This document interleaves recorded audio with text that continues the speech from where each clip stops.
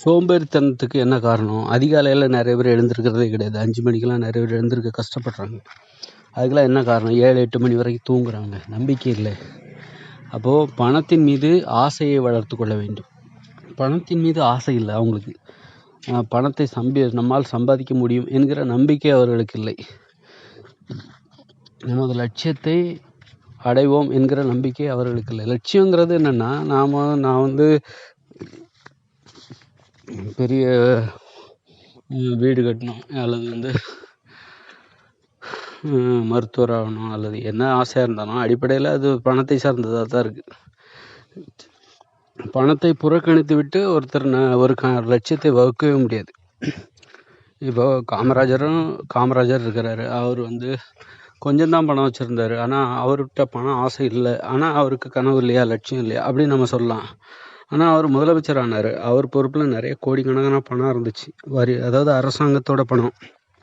அந்த பணத்தை வச்சு தான் அவர் நல்லது செஞ்சார். அதனால தான் நம்ம காமராஜரை நாம் புகழ்ந்து பேசிகிட்டு இருக்கோம். அவர் எளிமையானவராக இருக்கலாம், ஆனால் அவர் சாதிப்பதற்கு மிகப்பெரிய பணம் பயன்படுத்தப்பட்டது. மக்களின் வரி பணத்தை அவர் முறையாக மக்களுக்காக செலவு செய்தார். ஆக பணம் இல்லாமல் எந்த ஒரு கனவும் லட்சியமும் சாத்தியமே ஆகாது. அது அன்னை தெரசாவாக இருந்தாலும் சரி. அன்னை தெரசா ஏழைகளுக்கு உதவி செஞ்சாங்க, எல்லாம் பண்ணாங்க. எப்படி பண்ணாங்க? பணத்தினால்தான். அவங்க அந்த ஏழைக்கு சேவை செய்வாங்க அப்படிங்கிற நம்பிக்கையில் நிறைய பேர் நன்கொடை கொடுத்தாங்க. அந்த பணத்தை வச்சு அவங்க ஏழைகளுக்கு செலவு செஞ்சாங்க. அதனால் நம்ம கனவு எப்படின்னா, பணத்தை அலட்சியப்படுத்துவதாக இருக்கக்கூடாது. பணத்தின் மீது நாம் ரொம்ப கவனமாக இருக்கணும். பணத்தின் மீதான ஆசையில், பணத்தை பாதுகாப்பதில், பணத்தை செலவு செய்வதில் மிகவும் கவனமாக இருக்கணும். அதை அலட்சியப்படுத்தணும்னா பணத்தை அலட்சியமாக சம்பாதித்து விடலாம் அப்படின்னு நினைக்கிறதே தப்பு. பிறரை ஏமாற்றி சம்பாதிக்கிறது, அது கூட பணத்தை நம்ம அலட்சியமாக சம்பாதிச்சிடலாம், ஈஸியாக சம்பாதிச்சிடலாம். இதெல்லாம் பணத்தை நம்ம குறைச்சி மதிப்பிடுறோம். இந்த மாதிரி அப்புறம் சிலர் என்ன பண்ணுவாங்க, கடன் கொடுப்பாங்க, கேட்க மாட்டாங்க. அவங்க திருப்பி தரவே மாட்டாங்க. ஆனால் அவங்களுக்கு கடன் கொடுப்பாங்க. அவங்க மேலே அவங்களுக்கு நல்ல மதிப்பு இருக்காது. அப்படி இருந்தாலும் அவங்க கடன் கேட்கும்போது கொடுப்பாங்க. நாம் ஏமாற்றப்படுறோம்னு தெரிஞ்சு கூட கொடுப்பாங்க. இந்த மாதிரி பழக்கங்கள் தான் என்ன ஆகும்னா சோம்பேறித்தனத்தை உண்டு பண்ணிடும். சோம்பேறித்தனம், அதிகாலையில் எழுந்திருக்க முடியாமல், உடற்பயிற்சி செய்ய முடியாமல், உழைக்க முடியாமல், சிகரெட் பிடிக்கிறது, மது அருந்துவது, அளவுக்கு டெய்லி மது அருந்துவது, இந்த மாதிரி திருப்பி விட்டுரும். அது உறவு முறைங்கிற பேரில், நண்பர்கள்ன்ற பேரில் கணக்கு வழக்கு இல்லாமல் செலவு செய்கிறது, ஏமாறுறது. இவங்க தெரிந்தே ஏமாறுவது, அப்புறம் மற்றவங்களை ஏமாத்துறது, நேர்மையாக பணத்தை சம்பாதிக்கிறது கிடையாது, லஞ்சம், ஊழல், இப்படி பண்ணுறது. இந்த மாதிரியான விஷயங்கள்னால நமக்கு அதிகாலையில் எழுந்திருக்க முடியாது, சோம்பேறித்தனம் வரும், உடற்பயிற்சி செய்ய முடியாது, நோய்கள் வந்துடும். அதனால் பணத்தின் மீதான ஆசையை நெறிப்படுத்தணும், அதை அலட்சியப்படுத்தவே கூடாது. உறவினர்களே ஆனாலும், மனைவியே ஆனாலும் கடன் கொடுத்தால் அதை வட்டியுடன் திரும்ப பெற வேண்டும். குடும்பம் என்பது ஒரு அமைப்பு. அந்த அமைப்பில் கணவன் மனைவி இருவரும் சரிசமமான பொருளாதார பங்களிப்பு கொடுக்கணும். மனைவி 10,000 போட்டாங்கன்னா கணவன் 10,000 போடணும்.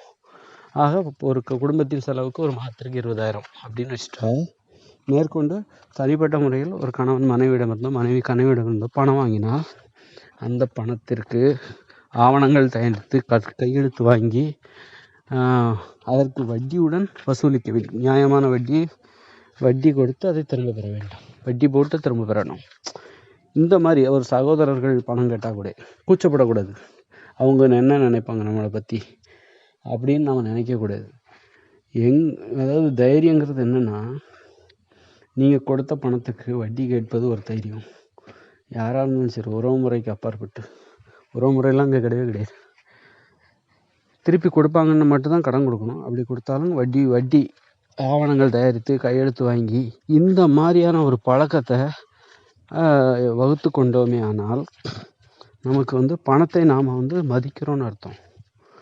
பணத்தோட பண்பு தான் வட்டி போடுறது. வட்டி கேவலம் கிடையாது, வட்டி வாங்கிறது எல்லாமே. வட்டி என்பது பணத்தின் ஒரு பகுதி தான். நாம் கொடுத்த பணத்தின் ஒரு பகுதி தான். நாம் வாங்கிய ஒரு பணத்தினோட நாம் கடனாக வாங்கினாலும் அந்த பணத்திற்கு வட்டி என்பது நிழல் போன்றது. அதனால் இந்த மாதிரி வட்டி நான் என்ன சொல்ல வரேங்கிற புரிஞ்சுக்கங்க. பணத்துக்கு மதிப்பு கொடுங்க. பணத்தை அலட்சியமாக நினைக்காதீங்க. பணத்தை அலட்சியமாக சம்பாதிச்சிடலாம், மற்றவங்களை ஏமாற்றி சம்பாதிச்சிடலாம்னு நினைக்கக்கூடாது. இப்படி நாம் ஒரு பண்பை வளர்த்து கொண்டால் நமக்கு சோம்பேறித்தனம் வராது. அதிகாலை நெடுநேரம் தூங்குகிற வழக்கம் ஏற்படாது. அதிகாலை 5 மணிக்கெல்லாம் முழிச்சிரும். வெளிச்சத்தை பார்த்தாலே முழிச்சிரும். ஊக்கமாக இருக்கும், சுறுசுறுப்பாக இருக்கும்.